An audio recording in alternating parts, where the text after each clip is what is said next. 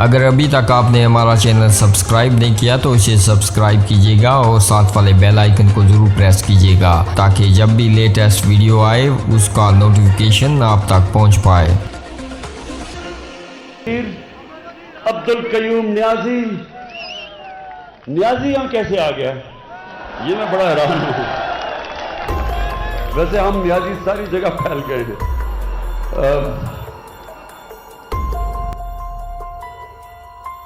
السلام علیکم ایرج star T V کے معزز ناظرین، آزاد کشمیر کے نئے وزیر اعظم سردار عبدالقیوم نیازی کا تعلق حلقہ LA18 پونچھ کے گاؤں درہ شیر خان سے ہے جو لائن آف کنٹرول کے بالکل سامنے ہے۔ ناظرین، سردار عبدالقیوم نیازی 1969 میں گاؤں درہ شیر خان میں پیدا ہوئے۔ ان کا تعلق مغل خاندان سے ہے اور وہ تخلص کے طور پر نام کے ساتھ نیازی لکھتے ہیں۔ ناظرین، مقامی سطح پر ان کو دالی مغل کہا جاتا ہے۔ سردار عبدالقیوم نیازی کے آبا و جداد 1947 میں مقبوضہ کشمیر سے ہجرت کر کے ضلع پونچھ کے کنٹرول لائن پر واقع علاقہ درہ شیر خان میں آباد ہوئے۔ ان کے بڑے بھائی سردار غلام مصطفیٰ مغل 1985 میں وزیر مال رہے۔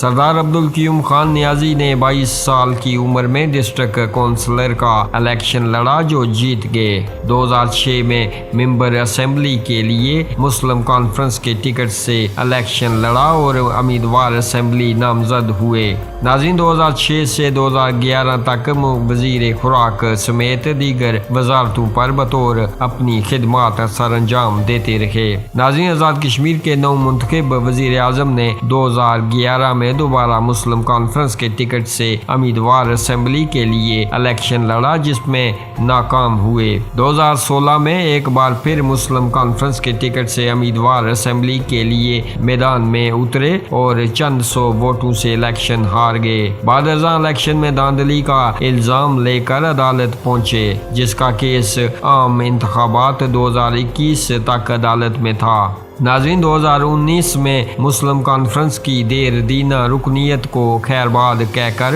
پاکستان تحریک انصاف میں شامل ہوئے اور عام انتخابات 2021 پاکستان تحریک انصاف کے ٹکٹ سے الیکشن لڑا اور 9000 کی لیڈ کے ساتھ 24,758 ووٹ حاصل کیے اور 4 اگست 2021 کو وزیر اعظم آزاد کشمیر منتخب ہو گئے۔ ناظرین، سردار عبدالقیوم نیازی کے وزیر اعظم منتخب ہونے پر ان کے گاؤں میں جشن کا سماں ہے۔ اطلاع لیٹ ملی چونکہ جس نظام کے تحت میں آیا، مجھے تو یہ بھی پتہ نہیں تھا۔ صبح مجھے اطلاع ہوئی کہ آپ نے وزیر اعظم آزاد کشمیر کا حلف اٹھانا ہے۔ یہ بھی نئی بات ہے۔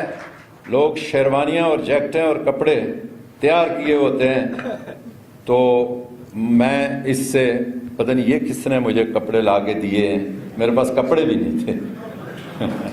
تو میں سیاسی کارکن ہوں اور سپاہی ہوں، یقین کریں